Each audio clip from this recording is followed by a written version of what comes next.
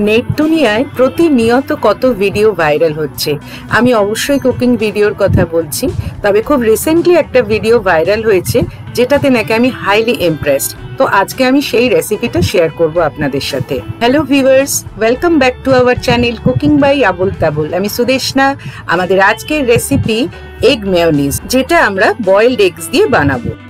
এটা বানাতে যে ইনগ্রেডিয়েন্টসগুলো লাগবে সেগুলো হলো দুটো সেদ্ধ ডিম, কিছু রসুনের কোয়া, পাতিলেবু, নুন, চিনি, মিল্ক পাউডার, হোয়াইট ভিনেগার, গোলমরিচ গুঁড়ো আর রিফাইন্ড অয়েল।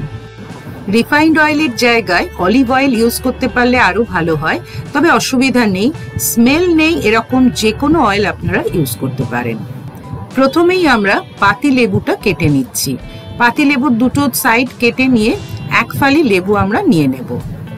মেয়োনিজ বানানোর কথা বাড়িতে অনেকবার মনে হলেও এর আগে কিন্তু কখনো আমি বানাইনি। সবসময় মার্কেট থেকে কিনে এনেই খেয়েছি, সে ভেজ মেয়োনিজই হোক বা এগ মেয়োনিজ হোক। লেবু থেকে সব দানাগুলো বার করে নিয়েছি। এবার সেদ্ধ করে রাখা ডিমগুলো টুকরো করে নিচ্ছি।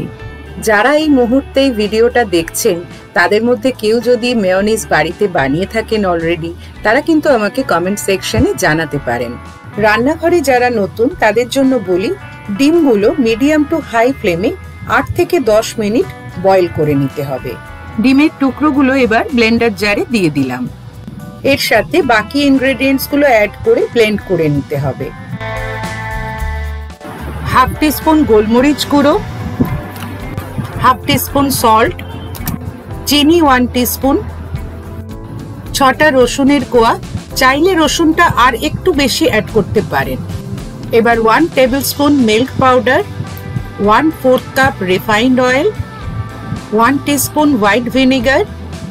সব শেষে যে পাতিলেবুটা কেটে রেখেছিলাম তার থেকে লেবুর রসটা দিয়ে দিচ্ছি।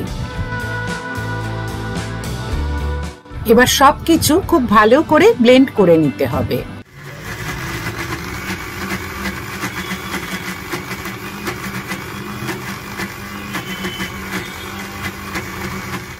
ব্লেন্ড করা হয়ে গেছে। মাঝে অবশ্য একবার চেক করেছিলাম, আরেকটু ব্লেন্ড করার দরকার ছিল, তো সেটা করার পর দেখুন কি সুন্দর ক্রিমি টেক্সচারের মেয়োনিজ তৈরি হয়ে গেছে। মেয়োনিজটা এয়ারটাইট কন্টেনারে রেখে সেটা ফ্রিজে রেখে দেবেন, তাহলে দোকান থেকে কিনে আনা মেয়োনিজের মতোই কিন্তু এটাও অনেক দিন ধরে আপনারা ইউজ করতে পারবেন। এখানে আমি সবশেষে বলি, একটাই ইনগ্রেডিয়েন্ট কিন্তু আমি নিজে থেকে অ্যাড করেছি, সেটা হলো 1 টিস্পুন ব্ল্যাক সল্ট বা বিট নুন। এটা অ্যাড করার পরে দেখলাম টেস্টটা আরো বেশি ভালো লাগছে। মেয়োনিজটা তৈরি করার পর ভাবছি দেখতে তো দারুণ হয়েছে, খেতেও সেরকম ভালো হবে তো। আর তাই একটা ব্রেড টোস্ট করে মেয়োনিজটা মাখিয়ে খেয়ে দেখি কিরকম লাগছে খেতে। বাহ, দারুণ টেস্ট হয়েছে। এবার তাহলে আর দেরি না করে বাড়িতেই ঝটপট বানিয়ে ফেলুন এইভাবে মেয়োনিজ। আজ তাহলে এই পর্যন্ত, সবাই ভালো থাকবেন। Thank you.